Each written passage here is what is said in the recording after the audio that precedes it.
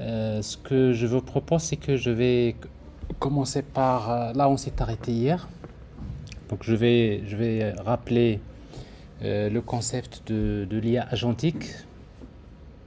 Ce serait l'occasion un petit peu de faire une récapitulation. Euh, et après, par la suite, donc, je vais faire quelques démonstrations concernant la création des agents. Et donc, dans un premier temps, je vous demande juste de suivre un peu globalement la démonstration. Et après, par la suite, donc, je vous laisserai le temps, donc je vais vous assister à recréer vous-même donc c'est-à-dire ces exemples-là. Vous allez voir, c'est pas compliqué. Je vais enregistrer la démonstration. Donc voilà, donc j'ai lancé l'enregistrement, donc ce qui fait que tout ce que je vais récapituler, tout ce que je vais faire dans la démo donc va être enregistré. Et tout à l'heure, je vous partagerai l'enregistrement vidéo dans Classroom. Et comme ça, quand vous allez reprendre l'activité pratique, donc chacun peut aller avec son rythme. Donc vous pouvez reprendre et reprendre. Donc en tout cas, donc c'est l'objectif, c'est de, on va dire, en même temps pour les gens qui n'ont pas moyen d'être là ce matin. On va essayer de garder donc cet enregistrement-là parce que en fait, ça résume un peu globalement l'essentiel de ce que nous avons fait hier. Bon, hier j'avais l'occasion donc d'introduire ce que c'est l'IA agentique. Donc je reprends les concepts de base. Alors, c'est quoi un agent? Bon, un agent, nous avons dit, c'est une entité autonome qui a un but à atteindre. Alors, généralement, un agent est défini par ce qu'on appelle, il y a deux choses, il y a le corps et le cerveau. Donc c'est comme un être humain, il y a le corps, il y a le cerveau. Alors en fait, si vous voulez, agent mind plus body, le body, c'est-à-dire le corps, définit ce qu'on appelle la dimension physicaliste de l'agent, parce qu'un agent, il a besoin d'utiliser des outils pour aller chercher des ressources, pour collecter des observations. Donc ça, on va y revenir tout à l'heure. Et puis il y a le cerveau, donc, qui définit la dimension, ce qu'on appelle épistémologique. Donc vous avez un cerveau avec lequel il va raisonner. Suite à une situation, il va raisonner. Après, l'agent a la capacité de prendre les décisions, c'est-à-dire de déterminer quelle est l'action optimale à prendre suite à une situation donnée. Alors en fait, le cerveau des agents AI sont représentés par des modèles d'intelligence artificielle. Et aujourd'hui, au niveau de l'intelligence artificielle, il n'y a pas mieux que les LLMs, Large Language Models, qui sont basés sur des algorithmes qu'on appelle les transformers et qui sont aujourd'hui capables de comprendre des situations un peu plus complexes, de raisonner sur des situations qui sont assez complexes. Et donc pour les LLMs, donc il y a une panoplie de choix. On peut utiliser des LLMs qui sont en cloud, qui sont parfois payants, mais également on peut utiliser des LLMs qui sont open source, qui sont gratuits, qu'on peut télécharger. Alors tout à l'heure, je vais vous montrer comment télécharger un LLM open source, comment le démarrer dans votre machine, et ça vous permet de tester les deux cas. Alors le corps, c'est comme je disais, définit la dimension physicaliste de l'agent. C'est quoi le corps? Donc c'est un ensemble d'outils, de tools, ce qu'on appelle les tools, qui permettent à l'agent d'interagir avec l'environnement.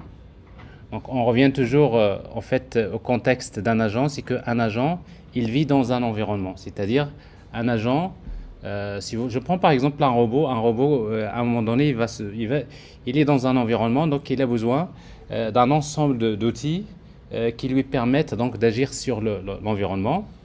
Et dans le cas de l'IA agentique, en fait les tools, ça peut être des fonctions qui permettent d'accéder à des bases de données.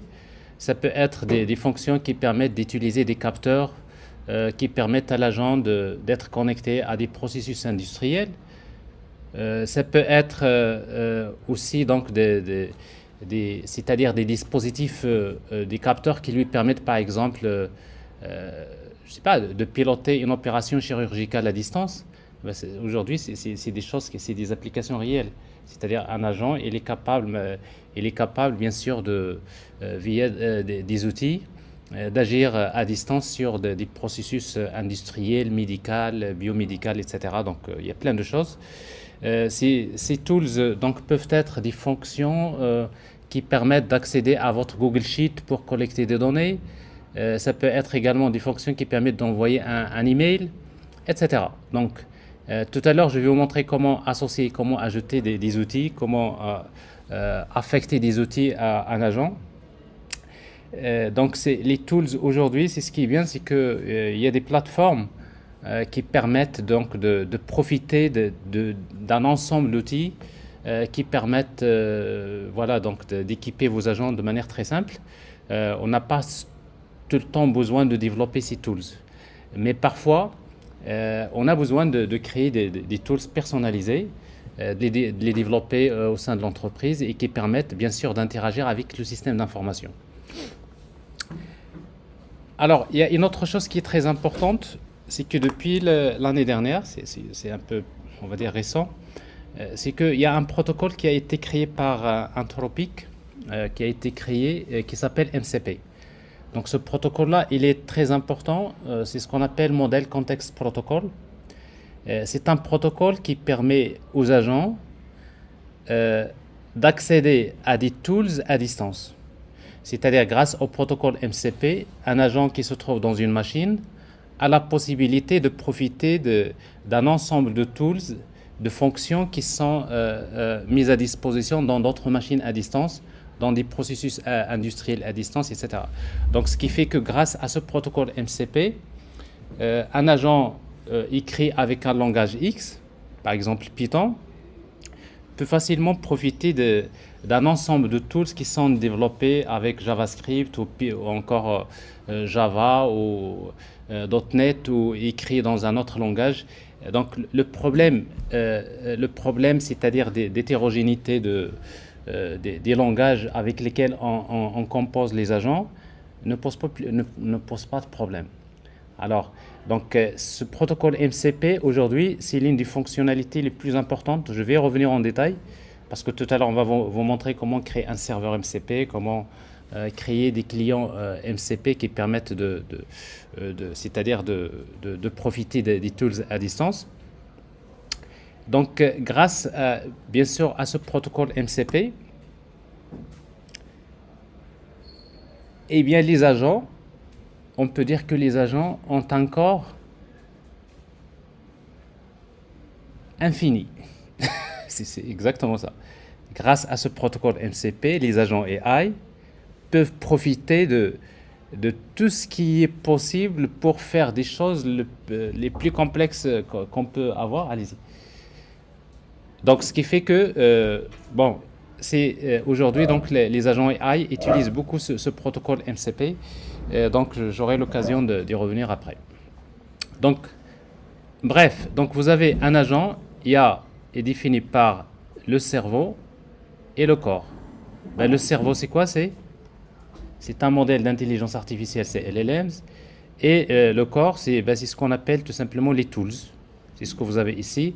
C'est un ensemble d'outils qui permettent donc à l'agent d'agir sur l'environnement, exactement comme un être humain.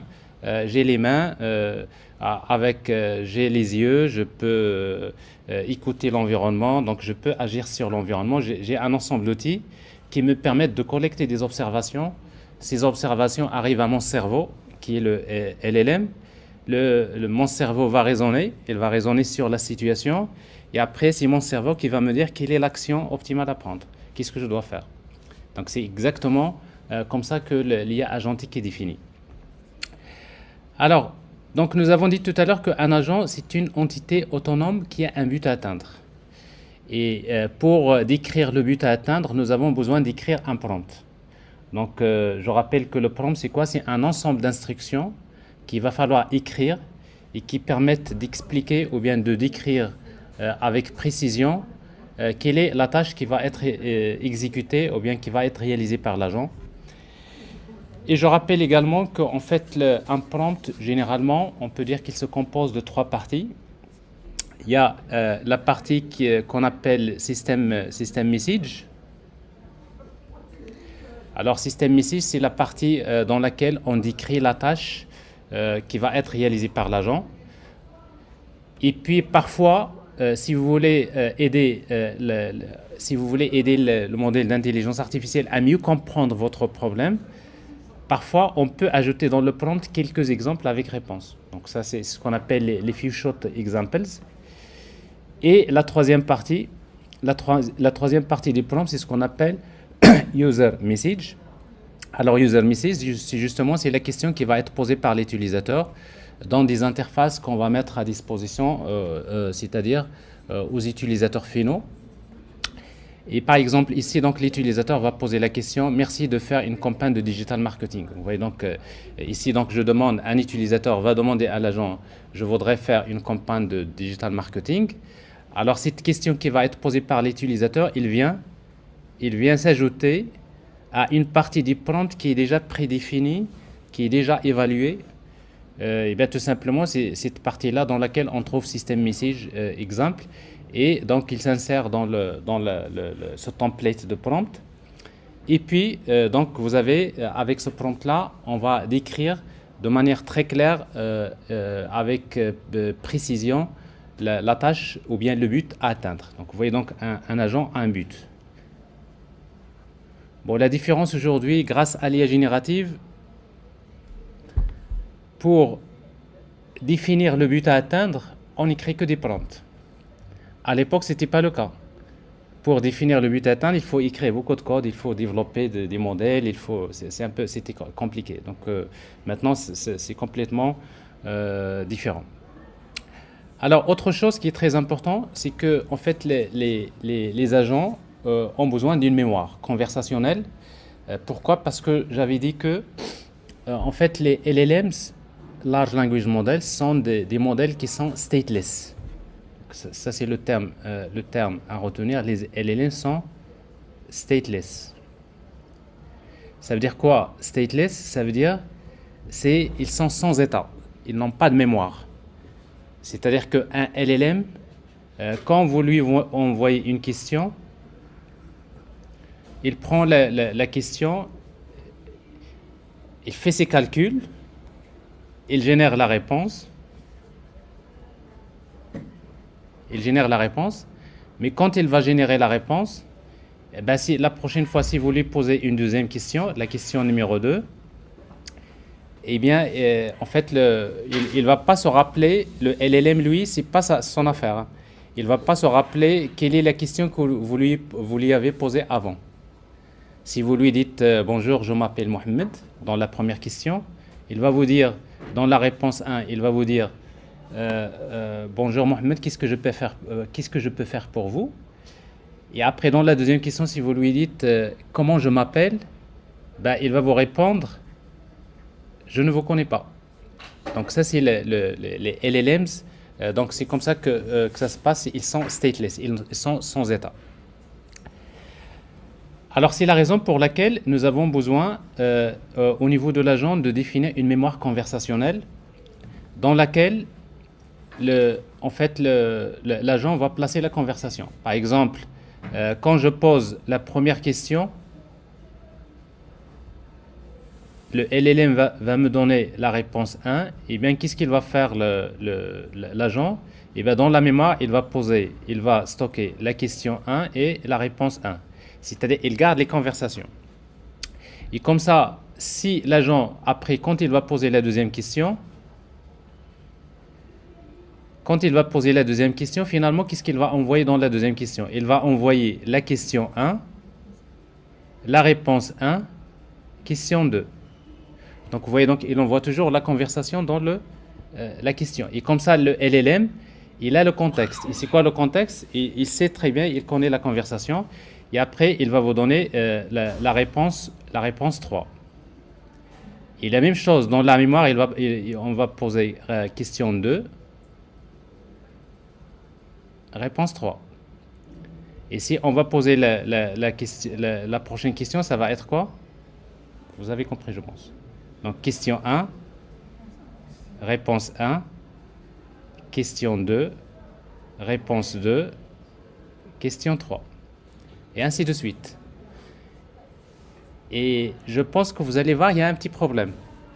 Alors, c'est quoi le problème? C'est que quand la conversation prend beaucoup de...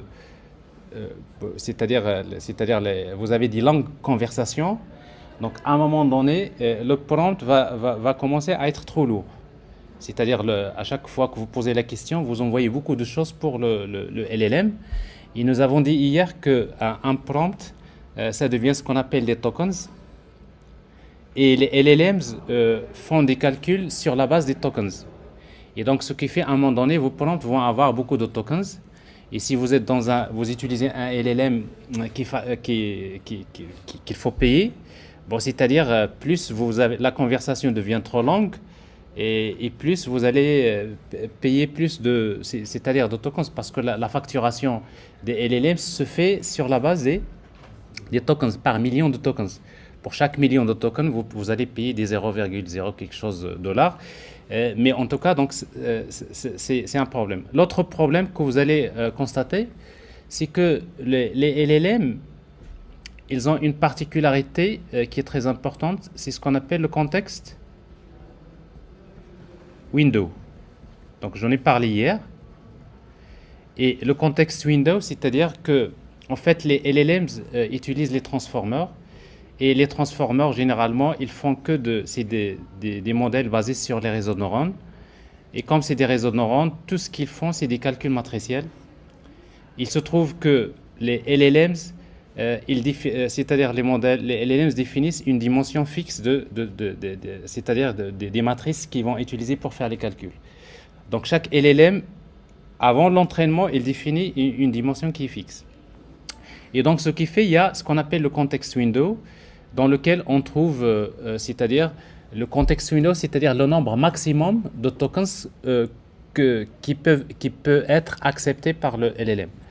Alors donc si un prompt, par exemple, si je prends le cas de GPT-4 par exemple, vous avez un context window égal 128 kg. 128 kg, c'est-à-dire 128 000 tokens. 128 000 tokens, c'est-à-dire que le LLM, il peut accepter des questions qui peuvent contenir jusqu'à 128 000 tokens. Mais dès qu'une question dépasse cette dimension, eh ben, il peut plus prendre, c'est-à-dire la totalité de votre question. Et donc, ça, c'est des limites. Alors, c'est la raison pour laquelle les mémoires, il existe plusieurs types de mémoires. Il y a des mémoires dans lesquelles on peut stocker tout bêtement comme ça, question-réponse, question-réponse, question-réponse.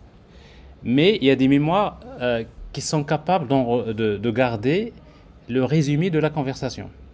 C'est-à-dire, il y a ce qu'on appelle des mémoires sémantiques. C'est-à-dire, au lieu de garder question-réponse, question-réponse, question-réponse, au lieu d'envoyer à chaque fois la conversation dans le prompt, bah, on n'envoie que le résumé c'est-à-dire de la conversation précédente.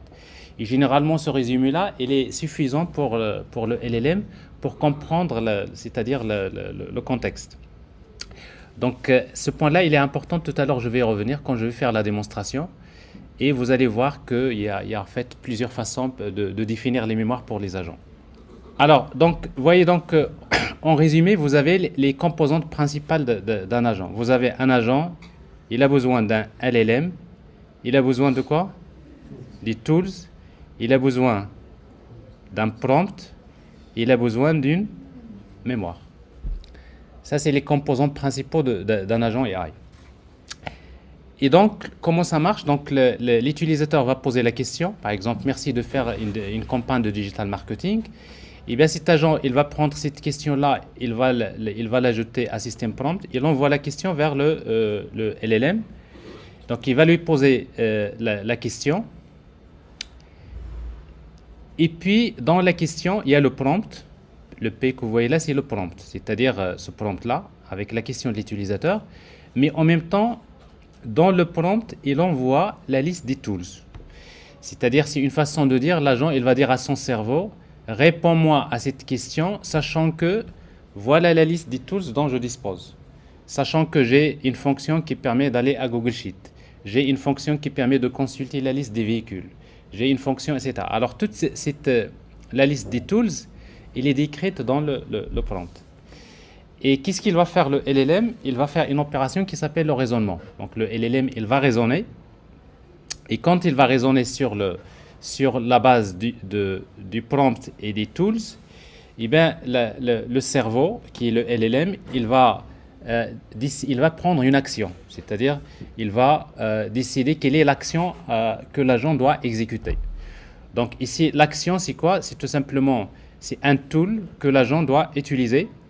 Alors bien sûr, comme c'est des fonctions, c'est la capacité de LLM, il va déterminer quelle est la fonction à appeler, quels sont les paramètres à transmettre à cette action et tout ça. Donc l'agent, qu'est-ce qu'il va faire? L'agent, il va faire appel à cette action. Alors cette action, c'est un outil qui peut se trouver à distance.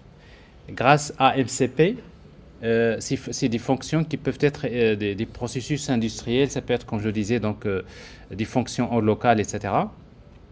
Et quand cette action va s'exécuter quelque part dans une machine, il va retourner des résultats.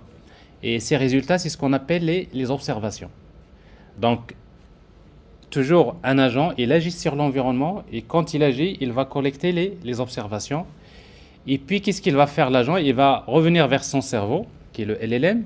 Ben, il va lui dire, tiens, voilà, j'ai le prompt, j'ai les tools et j'ai les observations. Et encore le LLM, il va encore raisonner, il va encore déterminer quelle est l'action suivante à prendre, ainsi de suite. Donc l'agent, il va exécuter l'action, il collecte les observations, il va encore demander de raisonner,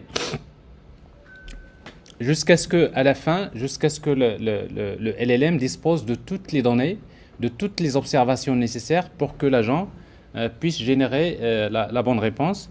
Et après, donc, l'agent, il répond, bien sûr, à l'utilisateur. Alors, aujourd'hui, ce qui est bien, c'est que, en fait, on dispose de tous les outils nécessaires qui permettent aux utilisateurs de poser des questions en écrivant parfois des messages textes. On peut également poser des questions en vocal. On peut également, l'agent, il peut répondre en vocal. Donc, c'est-à-dire, on est dans un système, maintenant, on peut créer des chatbots facilement qui permettent aux utilisateurs de parler à l'intelligence artificielle avec le dialecte arabe ou français ou anglais ou je ne sais pas quoi, au tamazir. Les principales, c'est des problèmes qui sont réellement, parce que quand vous créez par exemple un agent qui permet de faire le diagnostic médical, qui va être utilisé par les utilisateurs. Et vous savez très bien, les populations ne sont pas toutes formées pour prendre un smartphone pour poser leurs questions. Donc, on a besoin donc des interfaces qui permettent donc de faciliter la conversation avec les agents. Donc, ce qui fait que les LLMs maintenant sont capables de comprendre. Il y a ce qu'on appelle des real-time LLMs qui sont capables de recevoir la question sous forme d'un message audio, d'analyser et de faire le travail. Et tout ça, aujourd'hui, bien sûr, c'est possible. C'est clair? Donc, je pense que ça résume un peu globalement ce que nous avons dit hier. Alors maintenant, l'utilisation, bien sûr, quand l'agent fonctionne de cette façon-là, plutôt les agents utilisent un pattern qui s'appelle React. Alors, React, c'est Reasoning Action. Bon, c'est un pattern qui est utilisé pour, si vous voulez, définir la façon avec laquelle les agents vont fonctionner. Donc, je rappelle que ce pattern fonctionne de cette façon-là en 3 étapes. La première étape, c'est le raisonnement. Et le raisonnement, c'est quoi? C'est que le LLM va collecter les observations, il va raisonner selon le contexte, et puis, une fois qu'il va raisonner, il va décider quelle est l'action à prendre. Et l'action à prendre, c'est des tools, c'est des outils qui vont exécuter des tâches. Une fois que les tools vont s'exécuter, ils vont collecter ce qu'on appelle des observations. Alors, en fait, les observations qu'on collecte, c'est ce qu'on appelle le contexte. Pourquoi je dis bien le terme contexte? Parce que aujourd'hui, dans l'IA agentique, il y a une discipline qui se développe, c'est ce qu'on appelle l'ingénierie du contexte.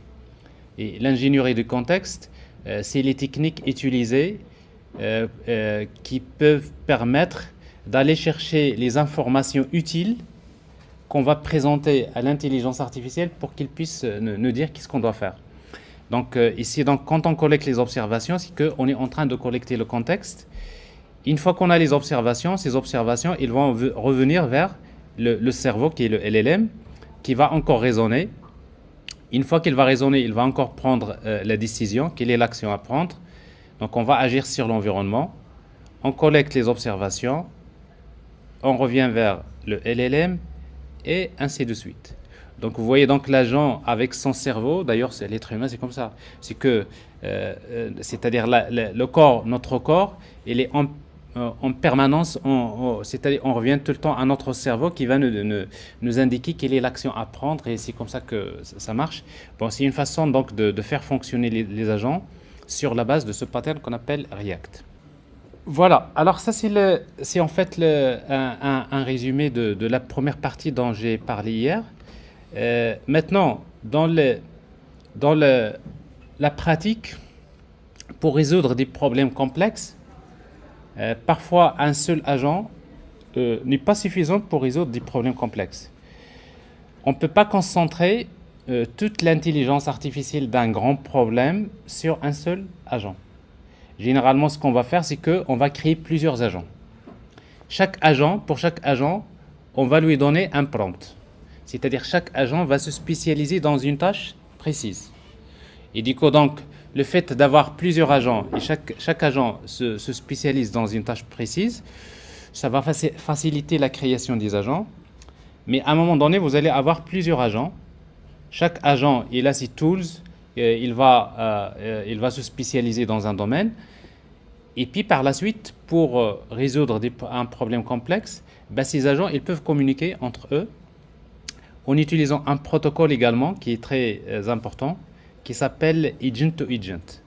Donc Agent to Agent, c'est un protocole qui permet aux agents de collaborer. Par exemple, quand on va poser une question à un agent, si cet agent-là ne peut pas réaliser cette question-là, il va regarder quels sont les agents qui existent. Il va essayer donc de collaborer de façon à ce qu'on puisse exploiter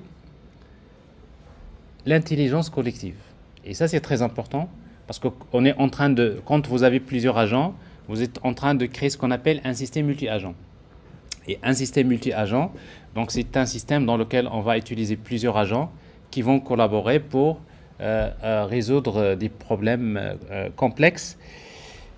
Et donc, il y a un protocole qui a été créé récemment chez Google qui s'appelle Agent to Agent, qui permet à un agent de collaborer avec d'autres agents pour réaliser des tâches un peu plus précises. C'est clair? Voilà. Alors ça, c'est... Oui, allez-y. Ce qu'on a vu tout à l'heure, ce sont les principes de fonctionnement de l'agent. Oui. Est-ce qu'ils sont d'actualité? Parce qu'il s'agit des choses qu'on a développées il y a... Est-ce que ces fonctions sont d'actualité? Oui, oui. Alors, ça c'est... Et pour vous dire, votre question, elle est importante. Est-ce que tout ça, c'est du réel?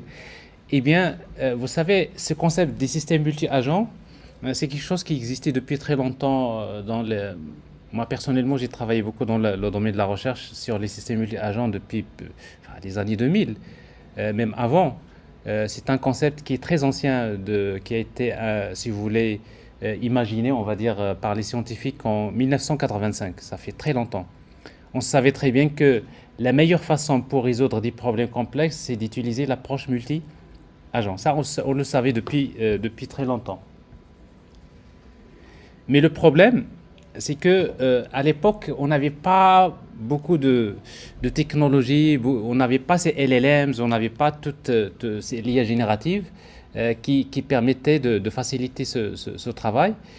Mais depuis que l'IA générative a fait ce boom, les systèmes multi-agents, ils ont été repris avec un nouveau concept qui fait qu'aujourd'hui, la majorité des applications qui sont en train d'être montées en entreprise, c'est des applications qui sont basées sur des agents AI. Donc ça veut dire que c'est une réalité qui a commencé, ça fait pas plus de 2 années, mais maintenant c'est la technologie la plus, on va dire, prisé par l'industrie, par les entreprises, et que quasiment tous les projets de digitalisation futurs, c'est-à-dire actuels, utilisent ce concept des agents. Et donc, justement, pour répondre à votre question, je vais vous faire une démonstration pour vous montrer comment créer un agent, comment un exemple un peu plus pratique. On va essayer donc de prendre un cas d'usage. Donc, je vais vous montrer comment utiliser une plateforme qui est très populaire aujourd'hui, qui s'appelle, c'est une plateforme no-code ou bien low-code, dans laquelle vous n'avez pas besoin d'être un expert en programmation pour faire ce genre de choses, qui s'appelle In8N, si vous voulez. Donc, avec cette plateforme-là, donc on va essayer de voir comment l'utiliser pour créer un agent. Et l'exemple d'application que je vais vous montrer, donc comme je disais, donc je termine la démo. La démo, il est en train d'être enregistré. Et tout à l'heure, donc, vous allez la voir sur Classroom.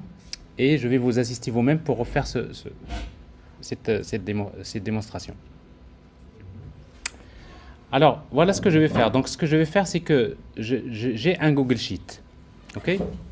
Donc, j'ai un Google Sheet que je crée, dans lequel j'ai deux feuilles. J'ai une feuille dans laquelle j'ai une liste de véhicules. Bon, j'ai des véhicules. Chaque véhicule, il y a la marque, il y a le modèle, la couleur, la puissance, le prix. Et après, une colonne selected dans laquelle je peux mettre soit 1, soit 0. Donc, c'est une façon c'est à moi de sélectionner quels sont les véhicules que je voudrais mettre en vente, par exemple, etc. Et donc, j'ai une liste de véhicules et puis j'ai une autre feuille dans laquelle j'ai une liste de clients. Donc, j'ai ici une base de données des clients. Alors, ici, donc, j'ai pris deux, Mohamed Yousfi, etc., avec, voilà, l'adresse mail. La même chose, donc, je prends des données aléatoires. Alors, par la suite, vous ne gardez pas mes adresses mail parce que vos agents, ils vont m'envoyer des adresses mail, mais vous mettez vos propres adresses mail, comme ça, vous allez vérifier vous-même est-ce que les emails sont bien envoyés aux clients. Donc, on va mettre des choses comme ça. Donc, j'ai ce Google Sheet. Moi, ce que je veux faire, c'est que je vais juste créer un agent pour automatiser quelque chose de plus simple.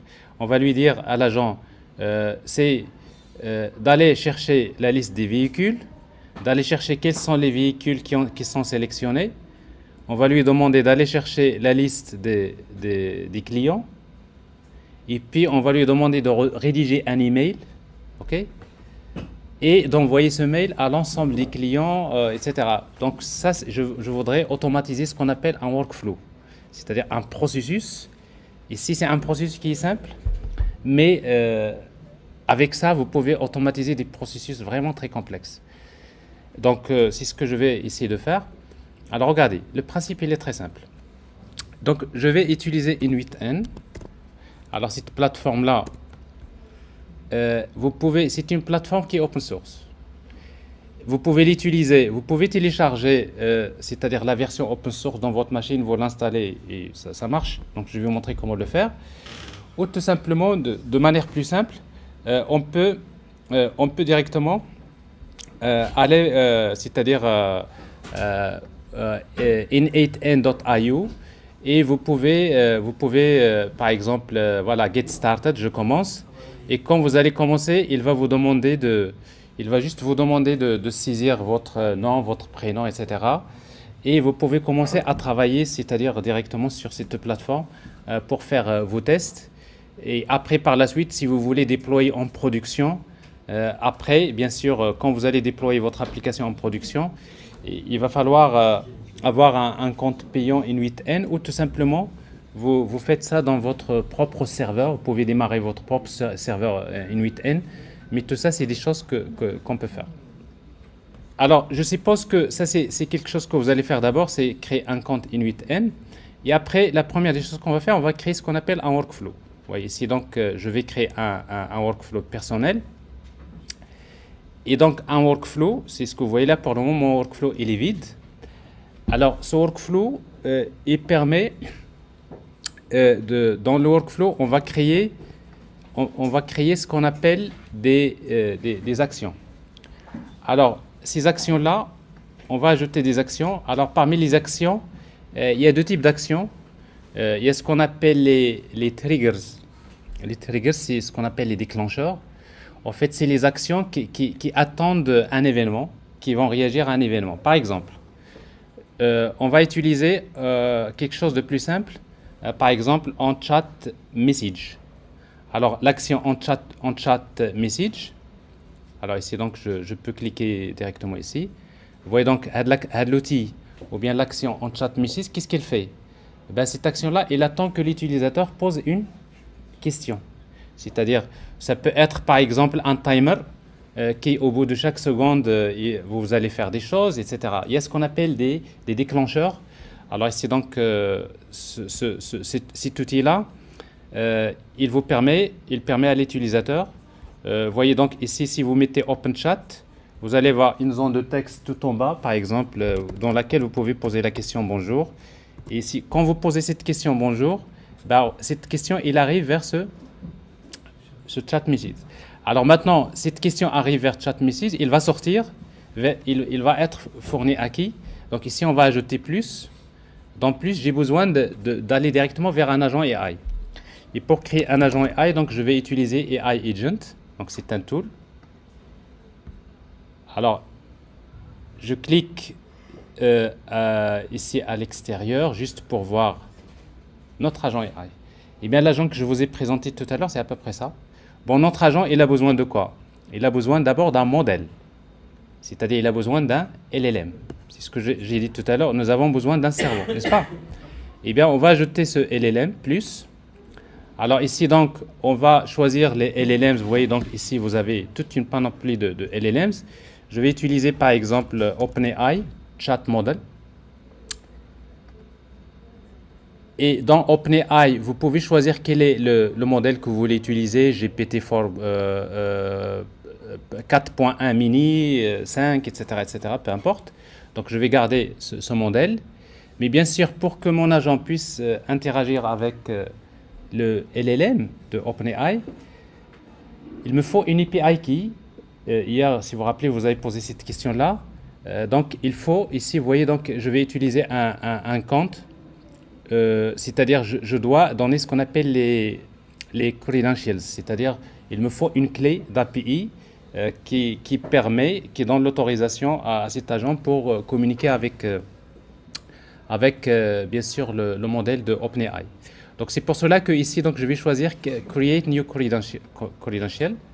Ici donc il nous faut une clé. Alors cette clé, où est-ce que je vais la chercher? Ben, je vais la chercher dans la plateforme, ici, plateforme OpenAI. Alors, donc, si j'ai un compte OpenAI, bah, j'ai ici, donc, dashboard, et j'ai API Key, et directement, je vais créer une clé que je vais appeler SKE AI Agent, par exemple. Et j'ai mis une clé de l'API. Et cette clé-là, je vais la donner à mon agent. C'est ici. Vous voyez ici, donc, à cet endroit-là, je vais faire CTRL-V, je vais mettre ma clé, elle est là, et c'est tout. Enregistrer.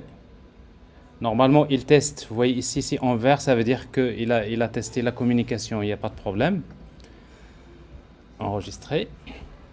Et donc j'ai la clé, donc je spécifie ça, et puis donc le modèle, et voilà, donc je peux dire que maintenant j'ai créé un agent à son cerveau. On connaît le cerveau de notre agent. Après, il n'y a rien qui vous empêche d'utiliser à la place d'OpenAI, d'utiliser un modèle open source, comme par exemple, par exemple Llama, par exemple Ollama. Donc je vais vous montrer tout à l'heure, ça c'est des modèles. Ollama, c'est une plateforme qui permet d'accéder aux modèles qui sont gratuits, open source. Donc tout ça, on peut l'utiliser. On peut utiliser les modèles de Google, de Anthropic, c'est-à-dire Claude. En tout cas, donc vous avez vraiment une panoplie de modèles à utiliser.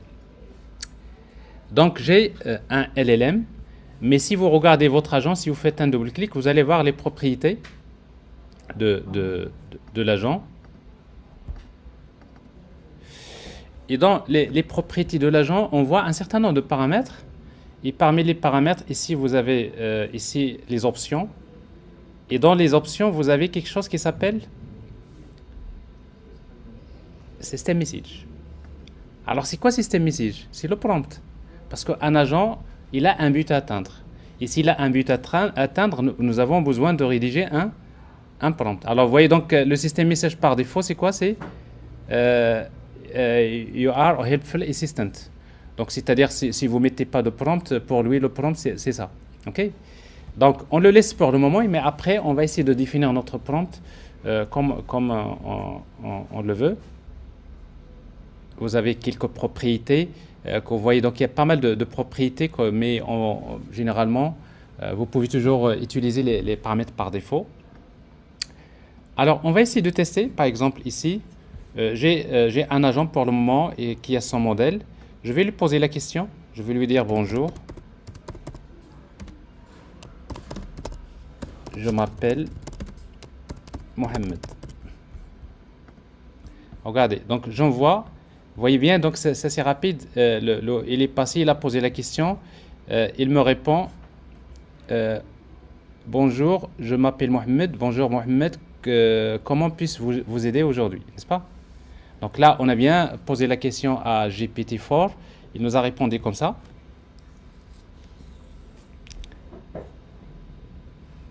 Ben, on va lui dire comment je m'appelle.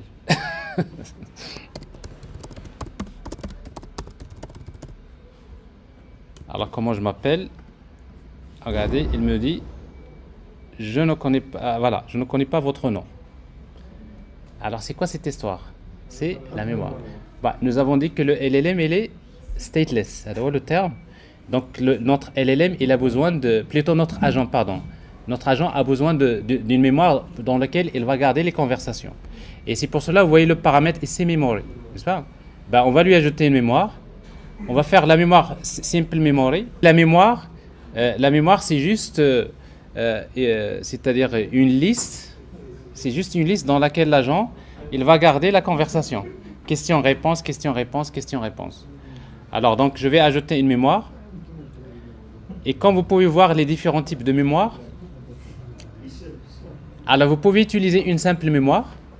Vous avez Postgres Chat Memory. Bon, c'est une mémoire qui va être stockée dans une base de données Postgres. Vous pouvez utiliser MongoDB, Chat Memory, etc. Ici, on veut faire une mémoire simple, comme ça. Alors, Simple Memory, qu'est-ce qu'il permet de faire? Il permet de garder, regardez, la context window length. Context window length, c'est quoi? Par défaut, c'est 5. Ça veut dire quoi? Vous êtes en train de dire à votre agent de garder les 5 dernières questions-réponses. C'est-à-dire, dans la conversation, il ne va pas garder toute la conversation.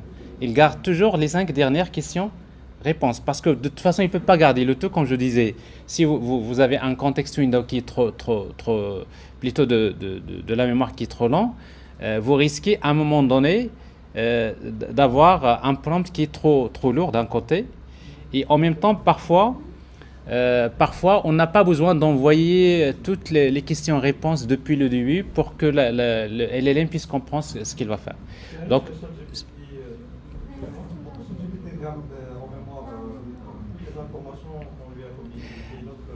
alors ça c'est la question que vous pouvez poser toujours, parce que tout simplement ChatGPT c'est un agent. Alors il faut là attendez. J'y arrive. Il faut juste faire la différence entre deux choses qui sont importantes.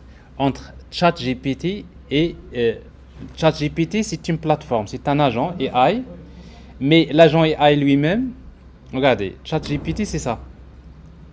Votre ChatGPT c'est un agent. Mais ChatGPT, quand vous posez la question, il pose la question au LLM. Non, mais justement, c'est cette mémoire. Mais la mémoire au niveau de l'agent. Mais la mémoire n'est pas dans le modèle de l'intelligence artificielle. C'est-à-dire, le LLM... Bien sûr. C'est ça. C'est ça, exactement. tout à l'heure, monsieur il va se rappeler juste des 5 dernières questions qu'on lui pose. Non, c'est pas il va se rappeler, c'est à nous de lui dire qu'est-ce qu'il doit faire. Alors ici, donc, par défaut, vous avez 5. La capacité de mémoire de la mémoire de combien? Elle est limitée. Techniquement parlant, c'est illimité, d'accord? Alors, par exemple, si vous choisissez... Alors, attendez. Regardez, dans la mémoire, quand vous allez... Je supprime. Quand vous ajoutez une mémoire, vous avez quelque chose qui s'appelle Simple Memory. Donc, je vous montre quelque chose de plus simple. Alors, Simple Memory, c'est à vous de définir la longueur. Vous voulez mettre 20, vous mettez 20. C'est-à-dire, vous lui dites, je veux garder que les 20 dernières questions, réponses. Après, il ne le garde pas. D'accord? Mais si vous voyez que vous voulez garder tout l'historique, ben vous n'allez pas utiliser Simple Memory, mais plutôt vous allez utiliser par exemple MongoDB Memory, c'est-à-dire c'est une mémoire cette fois-ci dans une base de données. Et dans ce cas-là, il va stocker toute la conversation, il va rien... Oui, c'est ça, exactement. Donc la même chose, vous pouvez utiliser PostgreSchat Memory, donc c'est des choses que vous pouvez faire. La mémoire liée à la base de données gratuite ou... Tout est gratuit.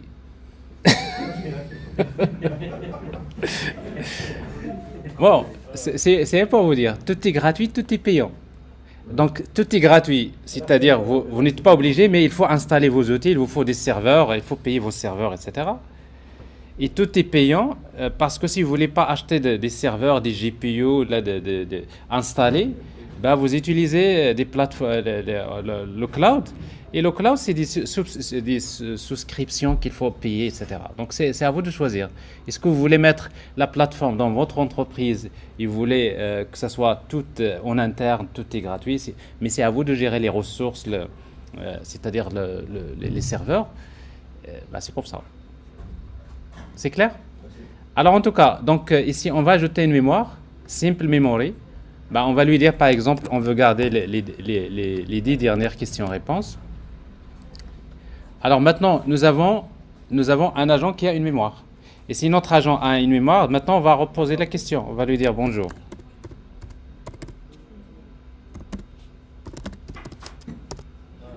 Alors, je m'appelle Mohamed. Alors regardez ici. Qu'est-ce que j'ai? Vous avez 2. Ça veut dire dans le cerveau de l'agent, dans sa mémoire, il y a question, réponse. Il y a 2 messages. La question que vous avez posée et la réponse voilà, bonjour Mohamed, comment puis-je vous aider aujourd'hui? Alors je vais lui dire comment je m'appelle.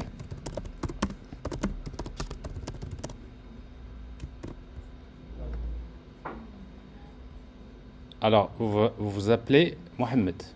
Donc maintenant, nous avons notre agent, il a une mémoire conversationnelle, ce qui fait qu'il se rappelle de la conversation. Et là, nous avons réglé ce problème de mémoire. OK? Alors après, maintenant, mais notre agent, c'est un agent généraliste. Il répond à des questions de type, je ne sais pas, c'est quoi, par exemple, c'est quoi l'INSET, par exemple? Bon, donc là, il est en train de répondre. L'INSET et l'école normale supérieure d'enseignement technique, etc., etc. Bon, ça c'est le genre de réponse que ChatGPT va vous donner, mais c'est la même chose ici, hein, parce que vous êtes en train de définir une interface, votre propre interface à travers laquelle vous posez des questions au modèle de OpenAI. OK? Alors maintenant, mais par contre, c'est pas ce qui nous intéresse. On ne veut pas poser des questions d'ordre généraliste, mais on voudrait faire une campagne de digital marketing, par exemple. Et maintenant, j'ai besoin d'utiliser les tools. Et bien, je vais ajouter des outils. Alors ici, la même chose, regardez. Alors, vous avez quasiment les tools les plus courants que vous pouvez utiliser. Par exemple, on veut un Google Sheet. Donc, je vais chercher Sheet, Google Sheet Tool. Et Google Sheet Tool, maintenant, vous allez demander à Google Sheet, je veux me connecter vers mon compte Google Sheet pour chercher des informations. Donc, la même chose, il vous faut créer les credentials, c'est-à-dire il faut s'authentifier.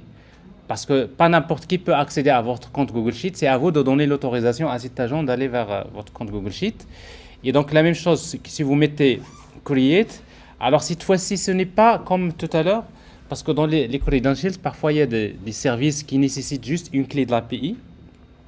Mais par exemple pour Google, ce n'est pas le cas parce que vous allez faire ce qu'on appelle une authentification O2. Le terme O2, donc si vous ne le connaissez pas, je le résume de manière très simple. Vous savez, quand vous voulez accéder à un site, parfois, il vous demande est-ce que vous voulez vous authentifier via Gmail, avec votre compte Gmail. Quand vous dites je veux m'authentifier via mon compte Gmail, qu'est-ce qui se passe? C'est qu'avec le site, il fait une redirection vers Google Account.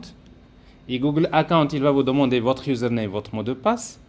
Une fois que si vous êtes authentifié sur Google Account, il y a une communication qui va se faire entre Google Account et ce site-là, qui fait que ce site-là, il va vous identifier avec votre compte avec votre compte Facebook ou bien Gmail.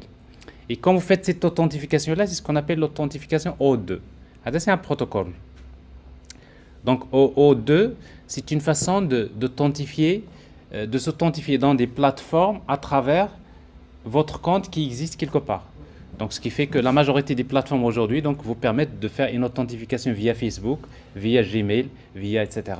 Mais tout ça, c'est ce qu'on appelle le protocole O2. Donc je ne rentre pas dans les détails pour ne pas un peu compliquer les choses.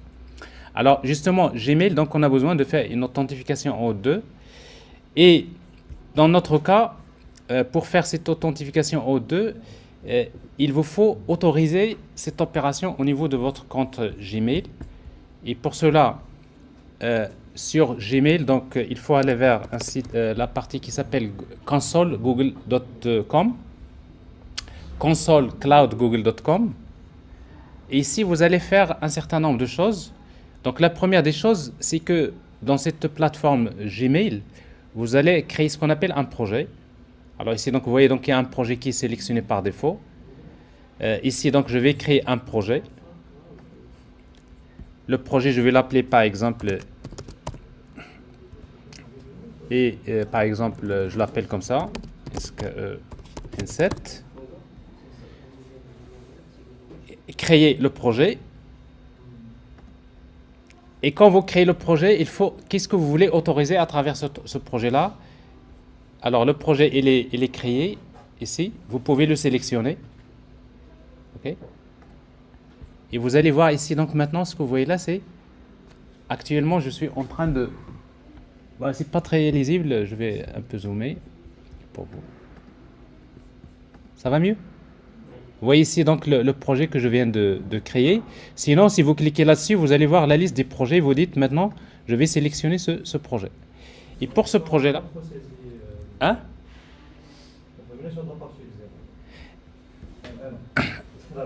Oui, c'est ce que je suis en train d'expliquer. Maintenant, je voudrais accéder... vous vous rappelez tout à l'heure avec OpenAI, qu'est-ce que nous avons fait? Pour se connecter à OpenAI, nous sommes allés vers plateforme openai.com, nous avons créé API Key, une clé d'API, n'est-ce pas? C'est cette clé de l'API que nous avons utilisée dans In8N qui a permis de se connecter au modèle de OpenAI. Ça veut dire qu'il vous faut un code, un mot de passe, ou il vous faut une clé que vous allez utiliser qui vous permet d'accéder plutôt à votre compte Gmail, plutôt votre compte Google. Alors, et pour le faire avec Google, c'est-à-dire avec Google utilise l'authentification O2. Et c'est pour autoriser une application que vous développez avec n'importe quelle technologie à utiliser votre Gmail ou bien votre Google Sheet ou bien tout ce que vous voulez dans Google Doc ou je ne sais pas ce que vous voulez, ben, il faut autoriser. Et pour autoriser, il faut commencer d'abord par ça. Par cette opération, il faut créer un projet. OK ? Alors, si vous voulez utiliser un projet que vous avez déjà créé auparavant, vous le faites. Mais sinon, vous mettez, je veux créer un nouveau projet. Alors, c'est ce que j'ai fait ici. Donc, j'ai créé un projet, nouveau projet. Je vais lui donner le nom. Et par exemple, je l'appelle N7 SKE, comme ça. Créer le projet. Jusque-là, c'est juste au niveau de Google. Et puis ce projet-là, il faut le sélectionner. Sélectionner le projet. Et comme ça, vous voyez donc le projet qui est sélectionné ici. Une fois que je crée ce projet-là, eh bien, je vais maintenant faire un certain nombre de choses. La première, alors ici donc je vois ici donc API et services, donc je vois ici les identifiants, mais également je vois, bon, je reviens. Donc API et services. Donc pour commencer, vous commencez par ce qu'on appelle l'écran de consentement O2. Donc il vaudrait mieux commencer par cette étape comme ça. Premier pas, c'est-à-dire je commence, et vous allez juste suivre quelque chose qui est imposé par Google. Il faut spécifier le nom de l'application, donc je l'appelle par exemple Inset SKE.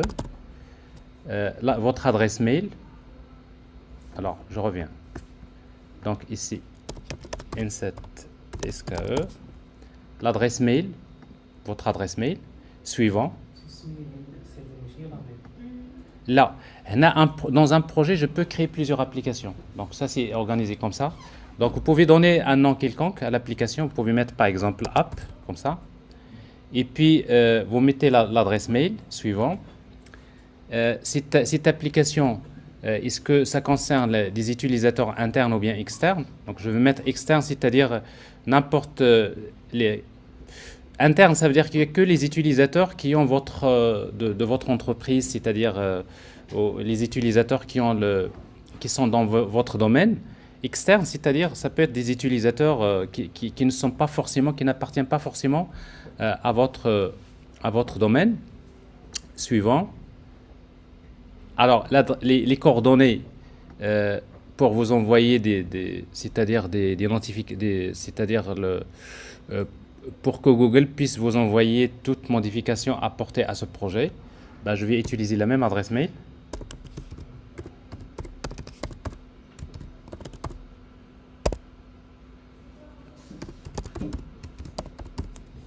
Suivant, terminé, continuer, créer.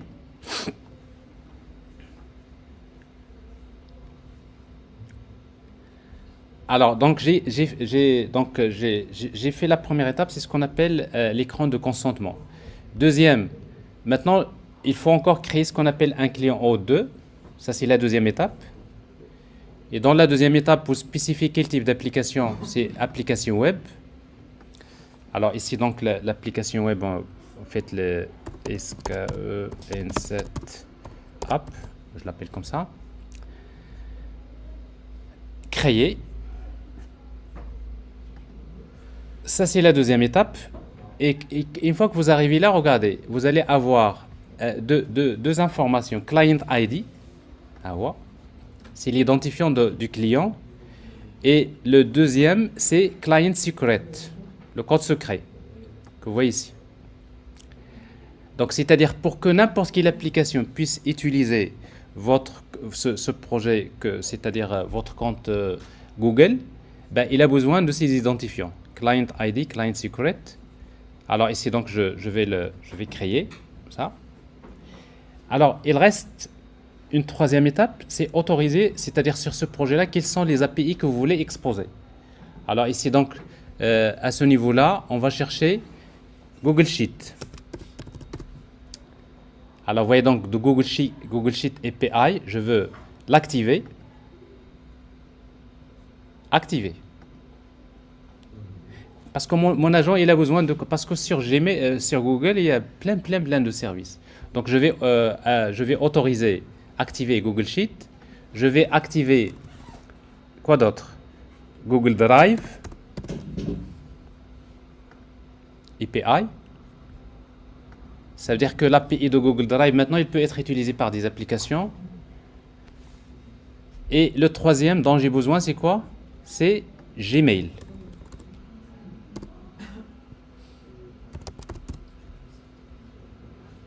Gmail API. Activé.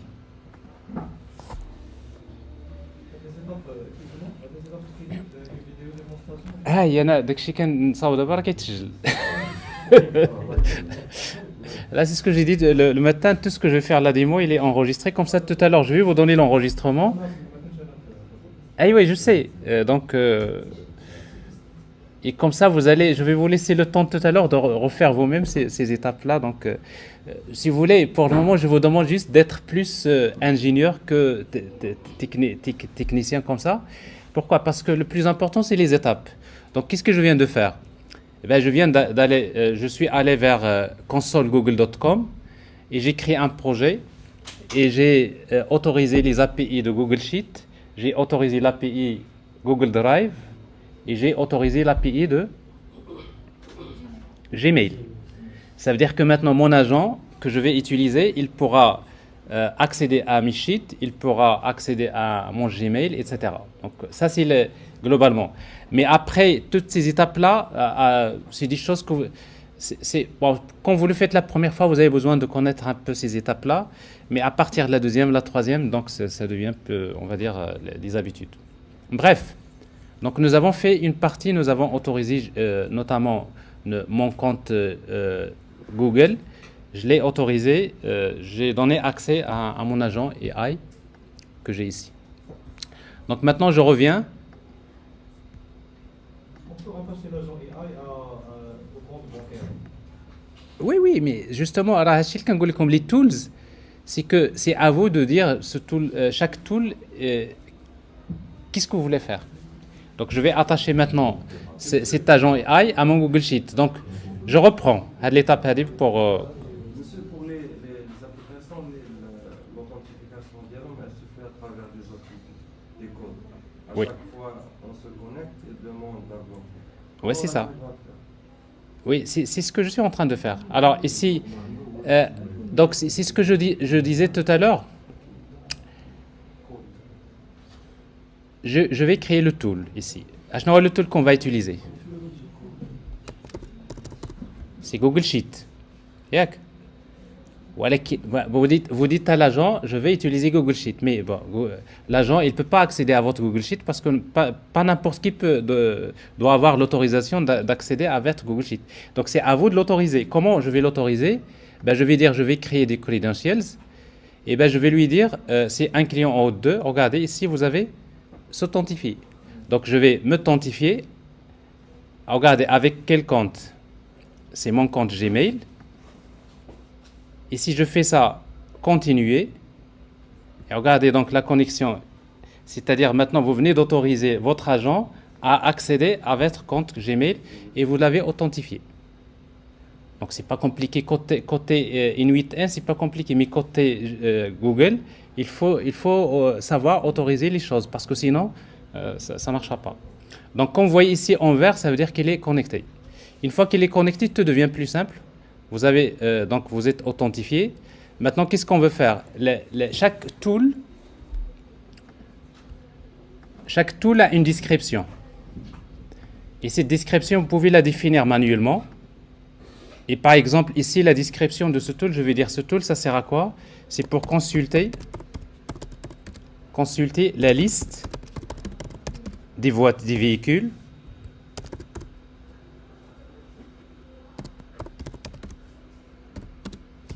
à mettre en vente.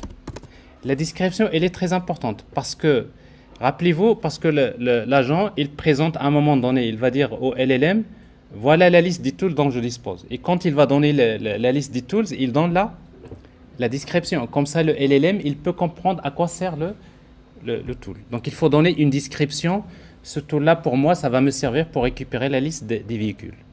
Et puis, donc, je vais consulter une ressource. Donc, je vais la garder ici. Donc, c'est une ressource sheet. Qu'est-ce que je veux faire? Je veux lire des lignes. Ici, qu'est-ce que je veux faire? Donc, je peux créer un Google Sheet, je peux supprimer un sheet, etc. Mais ce qui m'intéresse ici, c'est get rows. Get rows, ça veut dire quoi? Je veux juste lire un ensemble de lignes qui se trouvent dans mon sheet. Alors, comment s'appelle le document? Je vais le chercher à partir d'une liste.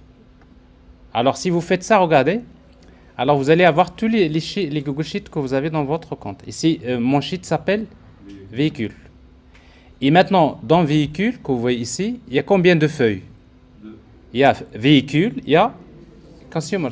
Alors maintenant, je dois lui dire, maintenant, quel est le sheet que je vais utiliser? C'est, vous voyez, véhicule.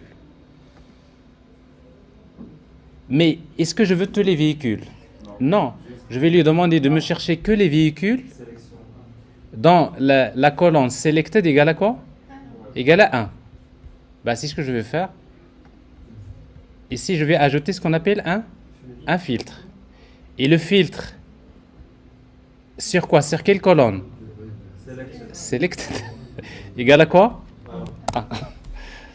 Alors ça, c'est les plateformes low-code ou no-code, c'est pas compliqué, hein. Et si vous faites ça, si vous faites exécuter pour tester, regardez, il me cherche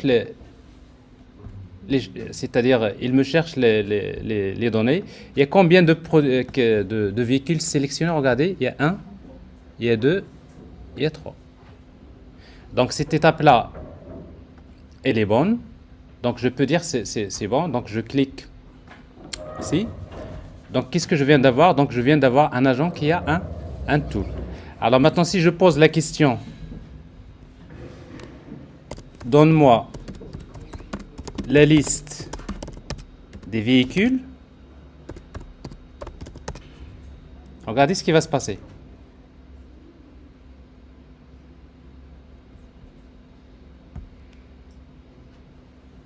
Regardez la réponse. J'ai les trois véhicules. Donc ça veut dire quoi? Ça veut dire que je suis dans ce contexte-là. Parce que ce qui nous importe, c'est de comprendre le principe. Je viens de poser la question. Cette question, elle est arrivée vers l'agent. L'agent, il a un tool. Dans notre cas, notre tool, c'est quoi? C'est Google Sheet. Et ce Google Sheet tool me permet d'aller vers mon compte Google, n'est-ce pas? Parce que vous communiquez maintenant avec votre compte Google. Ici, donc forcément, il y a une communication qui se fait avec un autre serveur. Et cette communication-là, il vous faut l'autoriser. C'est ce que nous avons fait tout à l'heure parce qu'on a autorisé notre tool à accéder à notre compte Google. Donc, il va poser la question au LLM. Il va lui dire, je veux la liste des quoi? Des véhicules. Le LLM, il va raisonner. Ben, il va répondre avec quoi? Avec l'action. L'action, ça veut dire quoi? C'est le LLM qui va décider, qui va dire à l'agent, fais-moi appel à un tool qui permet de consulter la liste des véhicules. Donc, qu'est-ce qu'il va faire l'agent? Il va appeler l'action. Notre tool, il va vers notre sheet, il récupère les données. Alors, ces données, c'est ce qu'on appelle les observations. Et ces observations vont être envoyées vers le LLM. Le LLM, il va raisonner et après, il va me donner la réponse. La question sur ce point, c'est donne-moi la liste des véhicules. Les véhicules en vente. Là, en fait, le tool, c'est vrai, vous avez raison. C'est dans le tool, on n'a pas fait le filtre. Alors, voilà, regardez. On va faire ça. C'est-à-dire, je reviens à mon tool. Ici, donc, vous avez... pour ne pas compliquer les choses, je vais revenir après.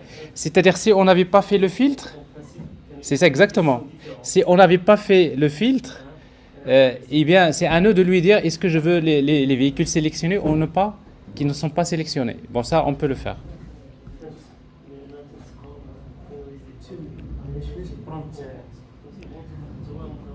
Alors, on n'a pas... on va le définir encore.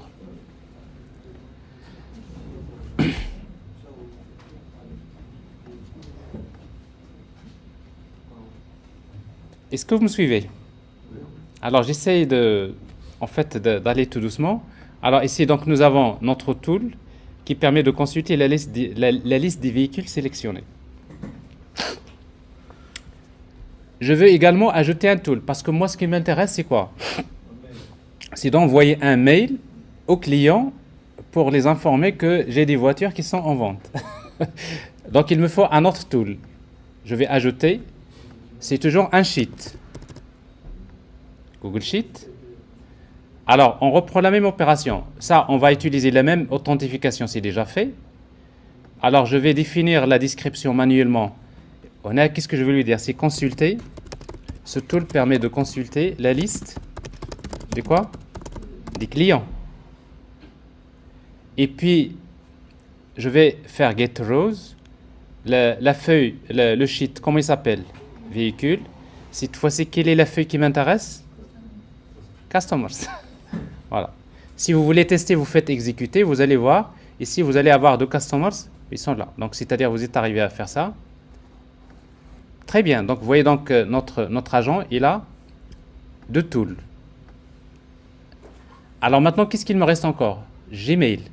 Parce que il me faut envoyer des emails. Donc, je vais ajouter ici Gmail, tool. La même chose, c'est l'authentification, parce que maintenant, c'est Google, c'est Gmail. Voilà, pour Gmail, je vais créer un credential. La même chose, c'est authentification en 2. Je vais m'authentifier. Donc, je l'autorise. J'autorise avec ce compte. Continuer. Donc, je l'ai autorisé.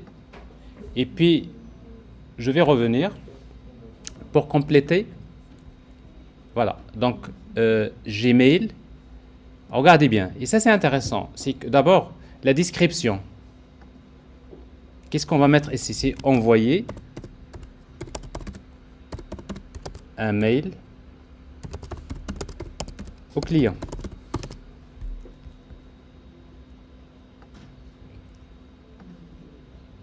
L'opération qu'on va faire, c'est send.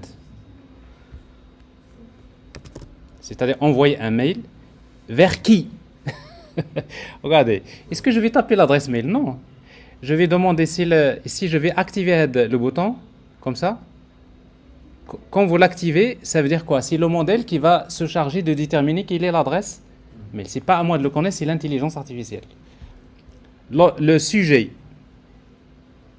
je ne vais pas le définir, je vais laisser l'intelligence artificielle me choisir plutôt l'objet. L'objet du mail.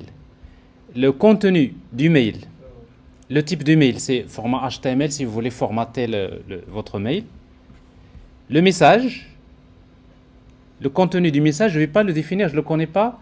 Je vais laisser l'intelligence artificielle rédiger un message. Je vais activer, je vais faire automatique. Et c'est tout. Donc vous voyez, le contenu du mail, ce n'est pas à moi de le faire, c'est l'agent qui va le faire. Si vous voulez, par exemple, le sujet, vous voulez le fixer, vous-même, vous le tapez.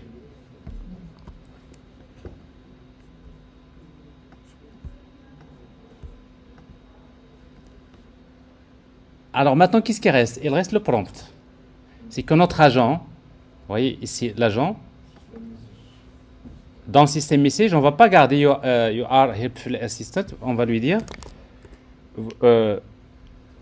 vous êtes un assistant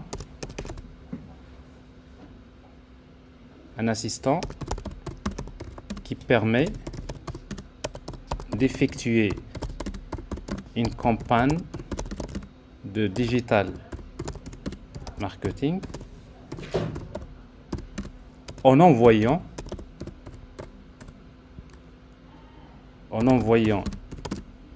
les véhicules en vente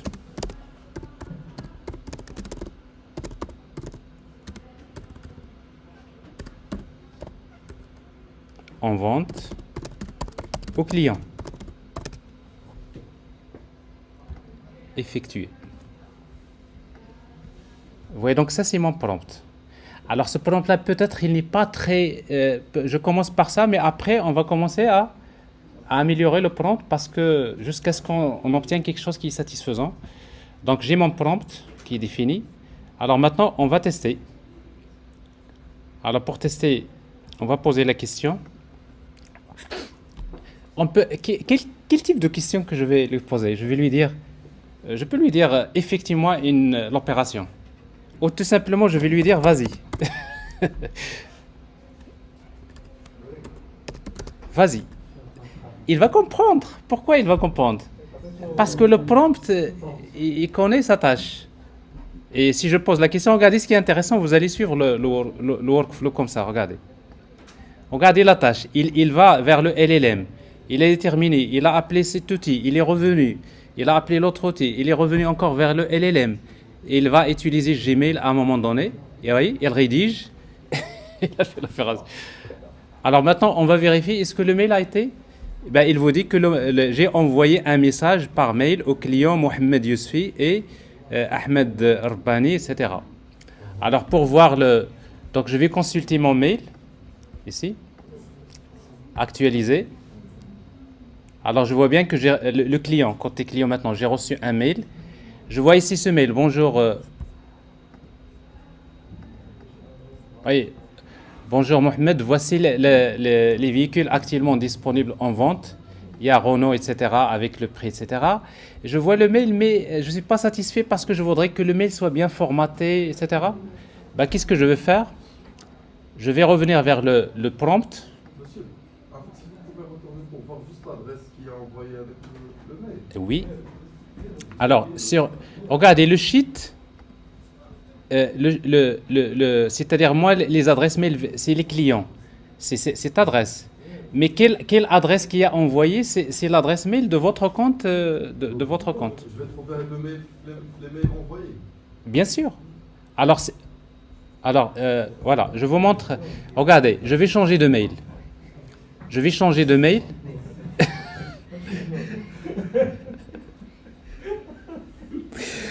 Je vais changer de mail. Donc, je vais aller vers cette adresse-là. Alors, on y va. Gmail. Alors, ça, c'est côté client. Le client, il va recevoir ce mail-là. Elle est là. Mais maintenant, qu'est-ce qui a envoyé le mail? Regardez. La source, c'est l'adresse mail de votre compte que vous avez autorisé, parce que vous avez autorisé l'agent à utiliser votre compte. Et si vous allez vers ce compte-là,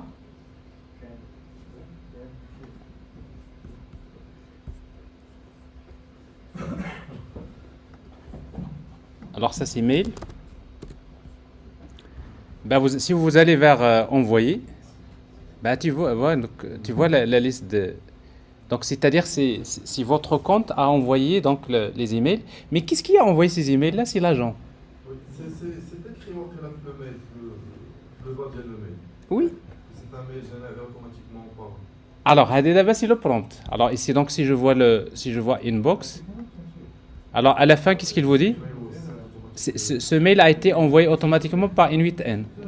D'accord? Après vous allez lui dire de ne pas faire ça, vous mettez votre signature, etc. Donc l'entreprise, etc.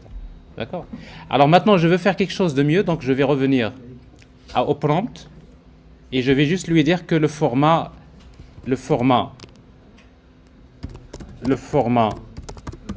du message sera en HTML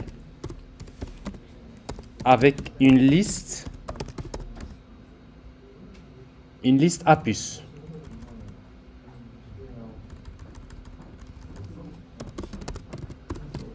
Alors en affichant les véhicules,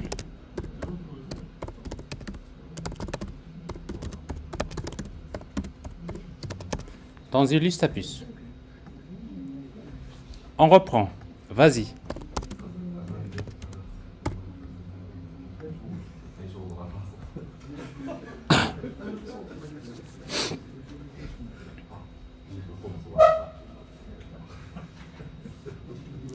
Il a terminé. Alors, on va regarder l'email envoyé. Vous voyez donc, ça c'est beaucoup plus intéressant. Parce qu'il me dit bien, voici la liste des véhicules, etc. Mais ce mail ne me satisfait pas. Je vais encore dans le prompt lui dire, commence par une introduction élégante avec plus de, etc. Et maintenant, c'est à vous maintenant de préciser dans le prompt comment vous voulez. On peut par exemple d'envoyer la demande en anglais ou en arabe. Oui. Avec le prompt. Oui. Ah, ouais. Alors vous lui dites, le message doit être envoyé en anglais.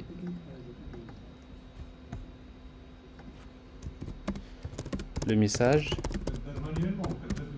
doit être envoyé en anglais.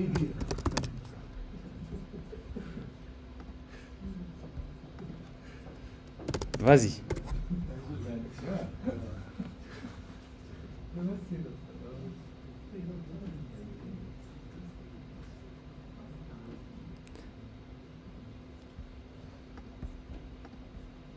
Actualiser. Vous voyez déjà, ça c'est en anglais.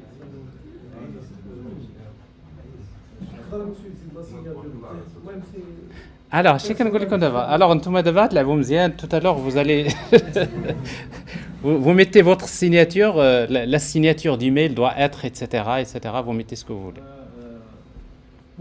Concernant WhatsApp, il y a une chose WhatsApp. Alors, c'est ce que je vous dis là. D'abord, quand vous faites ajouter un tool, c'est WhatsApp. Ah ouais. Mais sauf que WhatsApp, la même chose. Il faut aller vers Facebook, WhatsApp, il faut autoriser, il faut avoir un compte professionnel qui te permet. Donc, c'est ce que je vous disais, ce qu'on a fait tout à l'heure sur Google. Le Facebook pour autoriser. Monsieur, pour la signature, on peut demander de choisir la signature qui est déjà enregistrée Gmail, par exemple. La signature. Oui. Alors, il faut créer un tool qui met la description, consulter la signature. Ou consulter la signature, il faut aller vers Gmail. Cette fois-ci, tu ne vas pas envoyer des emails.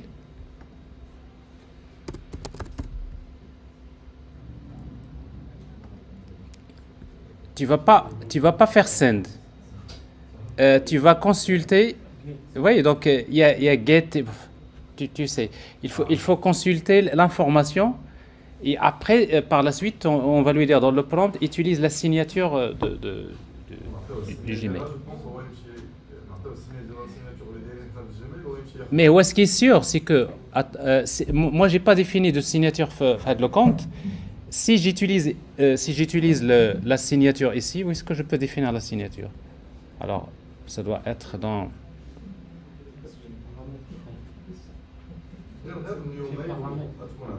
Là, les paramètres.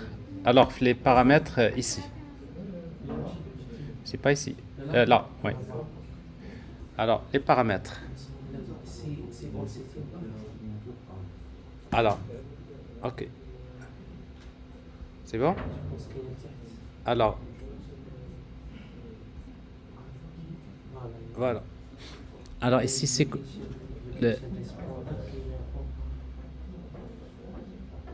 donc, ça, c'est le message.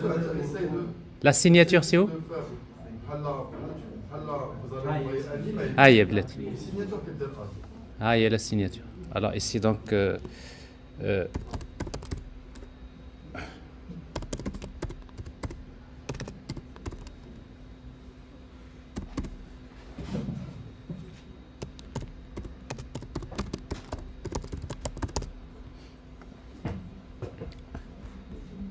alors, donc, j'ai la signature. Là, c'est la signature de mon Gmail. N'est-ce pas? OK? Alors, vous pouvez la formater, etc. Et normalement, si vous dites... vas-y, c'est que parce que vous autorisez l'agent à utiliser votre compte. Donc, tous les mails envoyés avec ce compte, ils doivent contenir la signature. Ben, on va regarder. Là, ici, on n'a même pas fait. J'ai juste utilisé la signature. On va regarder ce qu'il va faire. Alors, consulter. Actualiser. Tu vois? Alors, ici, best, etc. Ah oui, oui. Ouais.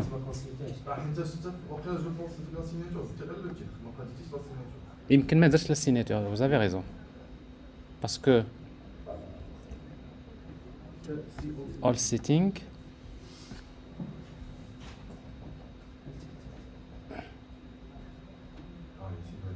c'est alors donc la signature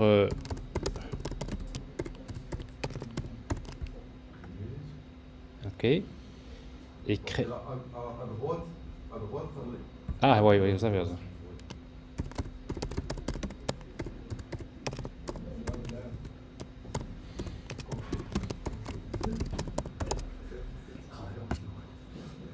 Save. J'ai pas enregistré d'ailleurs.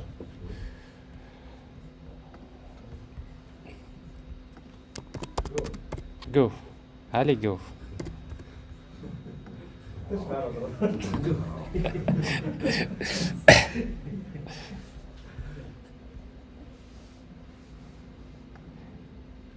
Mais j'ai un tool ici qui ne sert à rien, donc je vais le supprimer. Donc ça, supprime. Alors on va regarder, donc là on voit nos emails, actualiser. Voilà. Alors ici,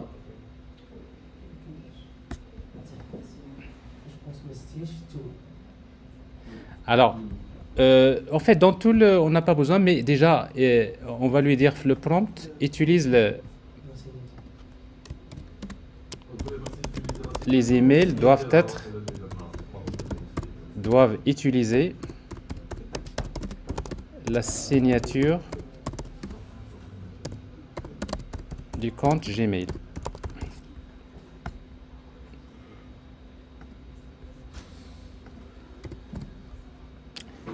Alors, vous tout à l'heure, vous allez ici, donc, mais tout ça, c'est résolvable, donc il n'y a pas de problème. On a une question. Oui. En cas de liaison d'un tool WhatsApp, est-ce que l'agent il peut répondre en audio? Tout. Il peut répondre en audio, il peut recevoir il répond aux messages WhatsApp. Tu peux créer toute une entreprise, une agence avec un agent AI qui répond aux WhatsApp des gens, etc. Et vous voyez donc les enjeux, c'est pour cela qu'on dit qu'aujourd'hui, c'est que l'intelligence artificielle, avec l'intelligence, vous allez créer beaucoup de business. Et il suffit de créer des agents AI qui permettent d'automatiser des workflows.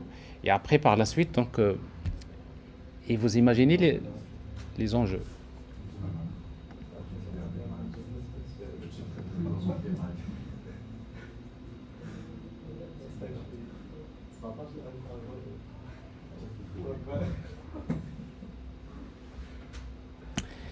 Alors, pour la signature, donc, je vais tout à l'heure, quand vous allez faire ça, on va essayer de regarder.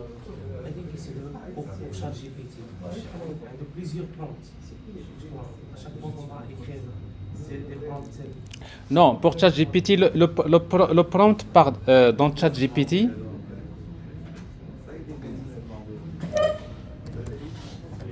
alors si vous êtes dans plateforme OpenAI,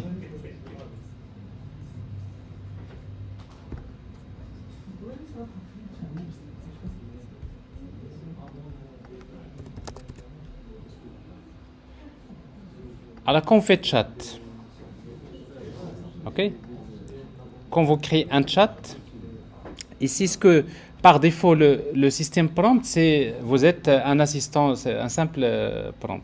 Mais si vous voulez définir votre propre prompt, il faut aller vers la configuration. Vous allez voir le système prompt. C'est à vous de le définir.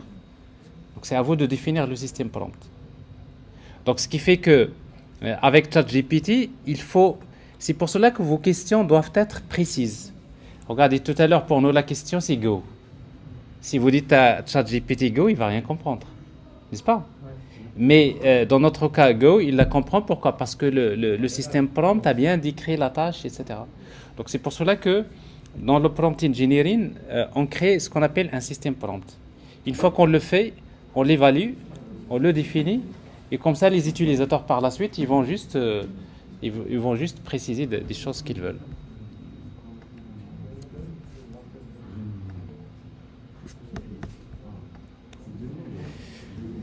Et est-ce que c'est clair?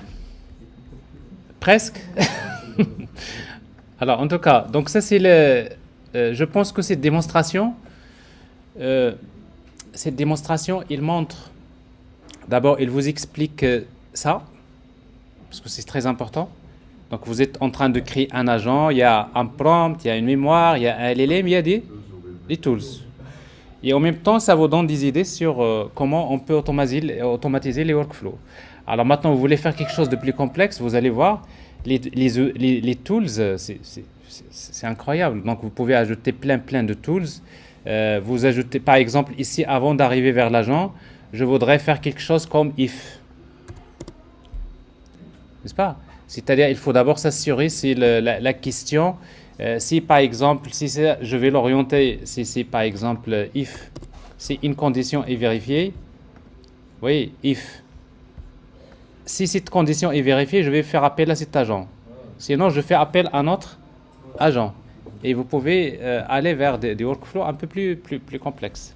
Mais si dans... On peut même la cible, par exemple, pardon, on peut même la cible, définir if, par exemple, la cible, donc les véhicules, par exemple, des véhicules destinés les femmes, des véhicules destinés les jeunes. لا هذيك ماشي هنا حيت هاد الاف if vous allez la parce que ce if ça concerne le message saisi par l'utilisateur. Mais le if vous pouvez l'ajouter dans l'agent, c'est-à-dire après ici. C'est-à-dire après l'agent quand il va répondre vous allez faire donc tout ça vous pouvez le faire, oui. Alors ici donc je supprime celui-là et je garde le système. Alors ça c'est la plateforme in 8N, in 8N, tout le monde l'utilise, tous les métiers, sauf ceux qui sont qui ne sont pas informés, ceux qui ne sont pas conscients de l'ampleur de l'automatisation du workflow. Et vous parce que à un moment donné les gens n'arrête pas de parler de l'IA, il va détruire de l'emploi, etc. N'est-ce pas? Si la réalité, l'IA, il va automatiser des tâches. Mais si vous n'utilisez pas ce genre d'outils, parce que vous-même, il faut se replacer. Il faut se placer par rapport à cet écosystème. Donc, il faudrait commencer à profiter de l'IA générative, des outils, pour que votre tâche que vous faites en une journée, vous la faites en 5 minutes. Et comme ça, vous allez faire autre chose. C'est un peu les enjeux. Donc, ce qui fait, bon, je pense que ça mérite un peu plus de temps pour un peu maîtriser tout ça. Ça, c'est In8N, c'est une plateforme. Si, au lieu d'utiliser In8N, vous pouvez utiliser la plateforme de OpenAI. Est-ce qu'il y a des limitations d'utilisation? Alors, est-ce qu'il y a une limitation c'est-à-dire, à quel niveau?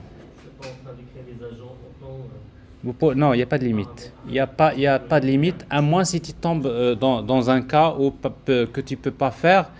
Dans ce cas-là, par exemple, vous allez dire, je vais utiliser un tool qui va utiliser MCP, Client. Rappelez-vous, tout à l'heure, j'ai parlé de MCP, n'est-ce pas? Et si vous utilisez MCP, c'est que maintenant, vous allez vous connecter vers un serveur MCP que vous allez développer avec Python ou là avec votre langage, ou là vous faites appel à un développeur qui va développer un tool qui n'existe pas, et vous allez, votre agent, il va se connecter pour l'utiliser. Donc c'est-à-dire quand vous voyez, il y a des tools que, supposons vous voulez accéder à votre base de données d'entreprise, et vous voulez peut-être accéder à votre système d'information. Parfois, on va passer via MCP. Alors, je ne vais pas parler de cette partie MCP, je vais la laisser pour l'après-midi. Et comme ça, donc, je vous laisse, je pense, vous prenez la pause. Après la pause, donc, je vous laisserai vous-même refaire cet exemple-là. Et après, on verra. Yak.